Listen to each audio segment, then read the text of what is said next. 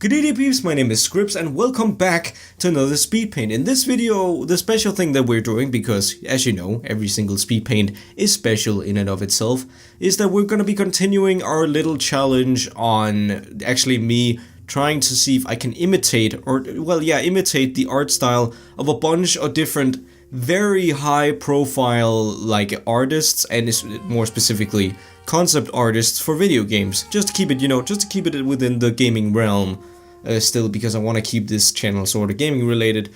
But I was wondering what kind of drawing I could be doing, because I have a bunch of really high profile concept artists that I could be trying to imitate, but I feel like they'll be jumping in the deep pool really quickly. So I decided to go for something indie, but it still ended up being something of an unexpected and still very difficult challenge. And basically the challenge that I put for myself was that I was going to try to imitate the absolutely amazing art style, and the art style that I personally freaking loved.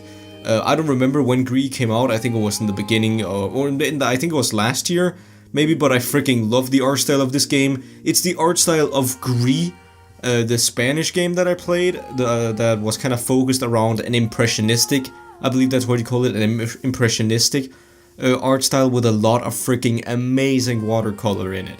If you have not played that game, then I highly recommend it. It's not a game where there's necessarily a lot of things to do. It's not a game in the most gamey sense, in the fact that like you have different branching paths or stuff to do. It's basically just kind of like a puzzle platformy kind of game where you go on this adventure going through this amazingly beautiful world. It's like playing an art piece. And while it might be a little cryptic on what the game is actually about, then I don't think that really matters. Just going through the amazing worlds that they've tried to bring to life here is something special. So I recommend, for that alone, I recommend that you go play it. But the game is based on the art style of an existing artist called Conrad Roset. And the game being based on his art style, I'm actually going to go ahead and call him a concept artist, because I believe the game was made in collaboration with him. And they tried to do the very difficult thing, which is try to animate, and like fully animate, not even a movie, like making a movie out of this on its own would be incredibly difficult, but no, they made an interactive medium out of it. And that is a ballsy freaking move when you have an art style that's so specific, it's got so fine lining, and it's got freaking amazing portrait. I might even put up a bunch of, you can also see on like the drawing that I put up a bunch of beautiful references, but I might just put up some bigger scale versions of it so you can really see the amount of detail that went into this.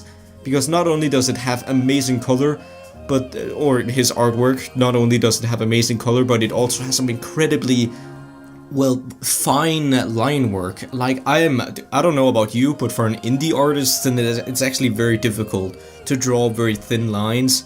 And it's something about, that's a whole thing about like line confidence, and that's what I feel like I really learned from trying to imitate Conrad Roset's style, and that was just a little more confidence in my line work. I know I didn't quite show it in this one, how exactly I've been practicing drawing like just one consistent line instead of relying a lot on the sketchy strokes. I kind of went back to the sketchy strokes, but I'm trying to stray away from it. But I think Conrad Roset is a perfect example of an artist who isn't afraid of like creating something that looks kind of messy and messy and kind of sketchy with the line work to begin with, and then they overpaint it with some very confident wavy lines, and it's something that I take huge inspiration from, and it's definitely one of the reasons that I did this challenge with like I wouldn't say combating, but imitating these concept artists, was actually to try to learn a bunch of different ways that these different concept artists go about creating art, and I hope that I could learn some new approach to doing that. And this definitely, I kind of had the idea that I needed more confidence in my line work, and that I needed to practice doing some thinner line work, but I definitely think that Conrad Roset opened me up to like the possibilities, and just how it actually works, and how it's actually not anywhere near as much of a horror story as the art world makes it seem to be. Like, just drawing one consistent line seems very skillful, but it seems like something that'll never come out like looking right. But even though it's a messy, kind of wiggly line, it's also something I learned from Lavender Townie, a freaking amazing art YouTuber. But line work doesn't need to be perfect. Line work doesn't need to be perfectly smooth in any way. It can be wrinkly, it can be wavy, so you can actually, but that can actually be a charm in and of itself. The fact that you can see the waves and the lines, and for Conrad Roset, that definitely adds some character to a bunch of his drawings. The fact that they are so messy, or it's actually kind of this meeting world between the extremely messy watercolor, then the very fine, like well practiced line work, which I bet has taken him freaking years to develop. I mean, for any artist that would take that long time to develop at least. So yeah, that's something that I can be appreciative of, and I'm happy that I did this. I'm really happy that I did this challenge now, because I've already learned a bunch of stuff. But now I need to get away from the art stuff. I've been talking about the art stuff for too long, and it's also, you know, I can kind of be excused because this is GRIS. GRIS isn't really as much of a game as it is art style, and it is art. Like, there is so much freaking visual to talk about. There's not like that much to talk about. Actually, that's a complete lie. I was about to say, you know, it doesn't have a lot audio going for it, but it's just a very well constructed experience overall. Even the music, I remember being very emotional, emotion provoking. It was just a very beautiful game to play. So as a person who, I know a lot of these art games aren't a lot of people's, or for a lot of people, then it isn't their exact like slice of cake. But I freaking love those games. I live for those games. But that's also because I very much like seeing video games like actually step into the art world and be appreciated as an art medium. Although I don't know if that devalues it at all. The fact that it's just kind of made in collaboration with Conrad Roset, with no real intention other than just making a game out of his art. I don't really think it brings anything out of it. I just think it brings down the story a little bit, because you always expected, oh, this game was crafted with some deep emotional feeling behind it and some deeper mental plot. But no, it's not really. It's just about mostly bringing this art to life. And I wouldn't really mind that if I didn't make an entire video where I collected every single thing in the game just to be able to get the secret ending, because I thought there was going to be a really, really deep story, and I thought that the secret ending would reveal a lot, but it didn't. It was just kind of like a cutscene with a mother and a child, and not a lot more to it. But I mean, I get it. I mean, those videos got good views, and people seem to enjoy GRIS a lot. So I just got another opportunity to make a video on GRIS, so I didn't really mind in the end. It was just collecting like every single one of the stuff, like really going collect-a-thon in a game that's supposed to be like just an art experience. That felt kind of weird and out of place, but you know, I don't regret it. It was a freaking fantastic game, and going through the story, even though we're going through the levels like a couple of times just to find everything, that was not something that I can call a hard or tedious thing to do. It was just more pleasant, a good way to relax, if I could call it that. Oh, and by the way, now that I'm thinking about like art style, because that's what GRIS is, then I'm really impressed by the way that they not only brought to life like his way of doing impressionistic art with like the line work and all that, but they actually animated like the watercoloring like in real time, kind of like drops of paint dropping onto a canvas. I still think those are some of the coolest like visual creations. I can't really find a word for it, but like visual designs that I've seen in a video game in a freaking long time. I think that was so smart. And just, you know, it's not something that you would immediately look at this art style and then you think, this could make a great game. That was a challenge that was kind of like set from the beginning. Like, what if we took this really not animatable and not interactable art style and made it like feel that way? And I gotta give some credit to the GRIS team for that. Let me just, who are the people? I got it right here, actually. I got a bunch of stuff looked up here. Oh yeah, Nomada co-founder Nomada. I think that was the creators of it. And it's just a small team. I don't even think this game was made by like a big team. It was made by a bunch of people, and then it was just animated really well. And once again, it had all the special effects, and it had a freaking amazing musical cast. Like, I know that there's a lot of people out there who dislike the game for being, once again, too arty, and I can get that, especially with like the story.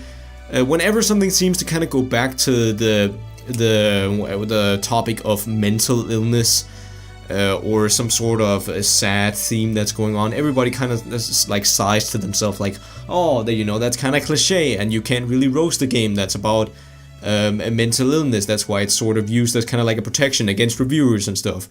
But once again, I don't really think the story matters a lot in this game. I don't think the story is what cuts it in the end.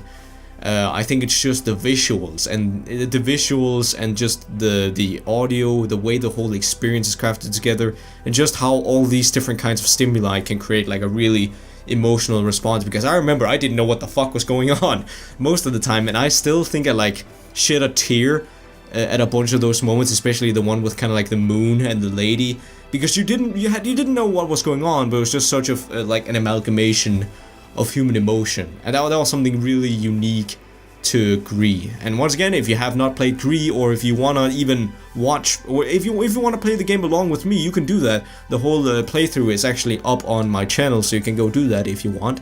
I personally say it's one of my more favorite playlists and let's plays, I guess, just because it was such a serene experience. And it's also just some of the games that I'm, you know, and don't take this the wrong way, but it's just one of the games that I was definitely more excited about when I was about to boot it up and actually record it. I felt really pumped up, and that's something that I don't really feel a lot. I feel it with games like Deltarune, and then I felt it with games like Escape Chasm, and then I felt it with games like this, just because it's something that I enjoy, really enjoy, like to the point that I'm not really nervous.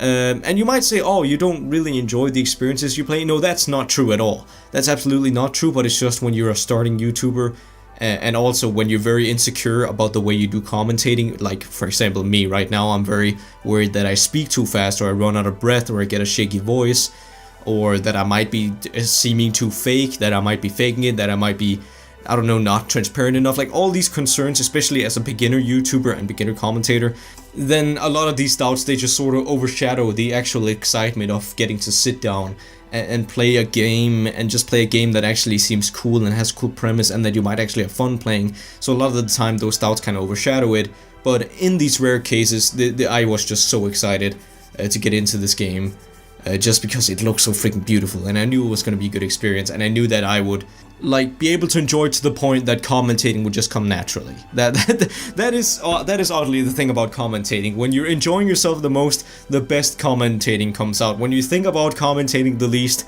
that's when the best stuff comes out. It's very counterproductive, and it's very weird. But anyways, I need to end up this video here. I hope you liked the drawing that it turned out to be in the end. I spent most of the time actually getting watercolor to work, because believe it or not, watercolor and digital does not go extremely well together. Watercolor seems to be a thing that works a lot better visually if you do it traditionally, because you kind of need the water physics to be able to make the water.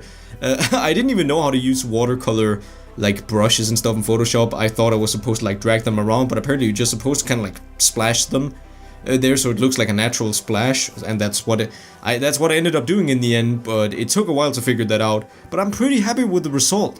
It took a while and a bunch of trial and error to actually get the face right and get the exact fine artwork or line work and stuff right.